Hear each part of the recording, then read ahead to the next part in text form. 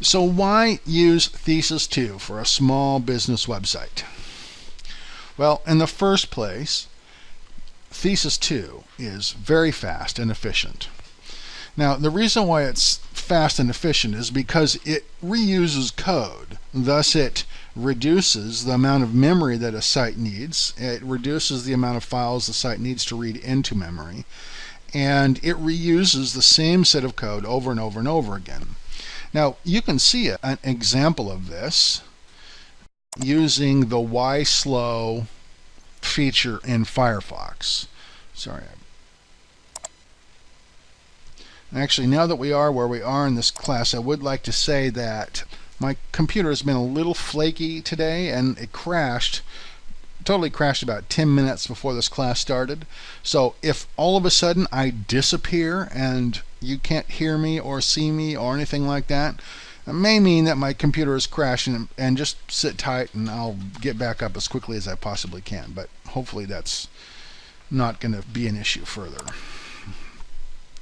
So anyway, we're going to take a look at this. Okay, here's the demonstration site, and I'm going to open it up in Firefox. And then I'm going to open up the demonstration site for the last version of this class, the Thesis1 version, so SBYWH final. There we go. So here's the site that I taught for Thesis 185. Here's the site. It looks essentially the same that I taught for Thesis 2. Now, these have exactly the same content. They have exactly the same plugins, except that, of course, the original site used some of my plugins where this one doesn't. But in all respects possible, they are exactly the same site, including being hosted on the same server. But you're going to see there's a pretty significant difference between the two. We're going to go ahead and open up Why Slow on this. Come over to Why Slow. And let's run the test.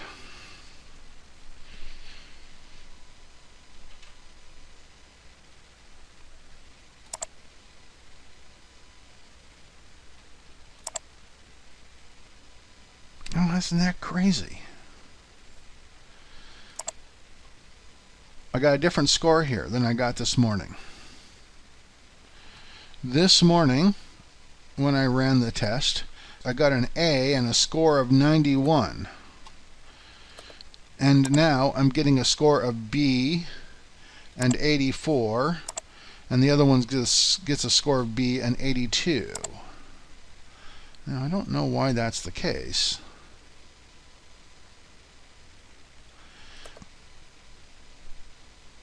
Let's reload that, see what's going on here. Crazy.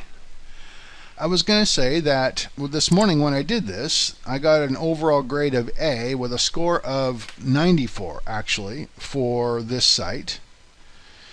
And on this site, I got a score B with a score, oh interesting, it was an 87 also. So this is clearly, this changes from time to time. It's quite interesting. I did not see that coming. But anyway, when I tested this morning, it was a score of 94. And when I tested this morning, it was a score of 82. Now, 87. 94 to 87 is a pretty big difference. 84 to 82 is not that big a difference. But nevertheless, you can see that still Thesis 2 is faster than the original Thesis 1. And Thesis 1 has always been the fastest theme around. And I don't know why that isn't faster. But in any case, you're going to use Thesis 2 because it's fast and efficient. You'll also use Thesis 2 because it comes with outstanding SEO tools, and a set of SEO tools really that I don't think anybody else comes with. In the first place, it comes with the ability to customize every single aspect customize all of the SEO elements of every single page on your site, and you can customize each one independently. The second thing, though, is that it also allows you to add semantic markup to your text. And so your text, rather than being wrapped in regular HTML, it gets wrapped in HTML5 tags that tell search engines what part of your page is the critical important part, what part is the article, what part is a header, and it focuses the search engine's attention on the important part of the HTML rather than on anything on the page. It also includes a system called Schema, which adds specific meta tags to the HTML that continue to give search engines clues about the content. And this is something that other skins or other themes aren't able to do because they aren't able to adjust the HTML in the same way that Thesis can. So it's pretty powerful. You have a very wide range of control over the search engine optimization of your site, which is critical for having your site being viewed. It also has massive support. Now, of course, there's me, and I'm massive support, and I've got videos up the wazoo, and we've got a very active forum. But there's also the DIY themes forum. Now, I'm assuming that everybody who is here has already seen the DIY themes forum, but it's a huge forum with a very active community, very competent paid people answering questions, and generally speaking, questions are answered within moments of them being posted. So it has really outstanding support. It is hyper customizable, and this is something that I didn't see coming. I've been working with Thesis for over 3 years now, and I had no idea before October 1st, before mid-September, I had no idea how customizable Thesis2 was going to become, and it never occurred to me that it could be as customizable as it is, because what it does now is Thesis provides essentially a set of interchangeable web parts that can be added or subtracted from any template, and those web parts can be very small. So we're familiar with conceptually with this idea in WordPress, where you might have a plugin and you add some functionality to your site, and you drag a widget into a place, and that widget adds some functionality to your sidebar, something like that.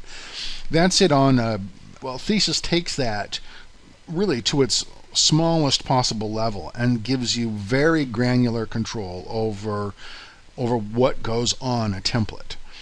And the consequence of which is that there isn't any other theme out there that is as customizable as Thesis is. And so to the extent that you want to customize your site, there's really nothing short of typing your own code on a blank sheet of paper that can be any more customizable than Thesis is. And then finally, it's very easy to make responsive. Now, I admit that it's very easy to make responsive because of all the tools I've created to make it easy for you to make responsive. Thesis all by its lonesome doesn't come with any inherent responsiveness, but I've built a whole bunch of tools that allow you to very easily make your site responsive. And if you build your site on Agility, you'll see that some of those tools are incorporated into that, and it's going to be automatically responsive, and not just responsive, but very easily responsive. And when we say responsive, some people may not know what that means. But let's just take a look at the original. Let's see. This is Thesis2. Oh, you know what? These are both the same. Is that right? No, they aren't.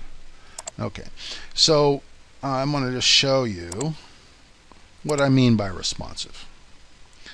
So I'm going to open up this site called the Responsinator, which essentially shows you what your website will look like inside of different mobile devices. And you're going to see me use this quite a bit here.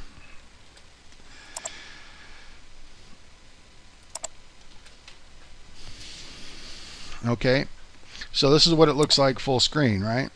Here's what it looks like on an iPhone. All right, so everything squeezes down and stacks on top of itself. And here's what it looks like on the iPhone in a landscape version. And then what it looks like on the iPhone 5 in a landscape version. And what it looks like on the Samsung Galaxy. And then a Kindle and Kindle Sideways and stuff like that, right? We've got a whole range of ways to test this, but you can see that it's very easily accessible to folks on a mobile device. On the other hand, if we look at the original Thesis 185 version of this, here's what it looks like. Right? It doesn't adjust at all. You have to zoom in and zoom out and scroll back and forth. Right? It really only looks decent in the tablet. Right? Otherwise it's not particularly. Otherwise, you do have to move around. It does not respond to the device that you're looking at. And so that's what we're creating here. We're creating a site that is responsive to mobile devices. And so we'll rearrange itself, we'll squeeze and shrink and that kind of thing in order to look right on mobile devices. And Thesis2 provides you that ability while still allowing you to customize the site.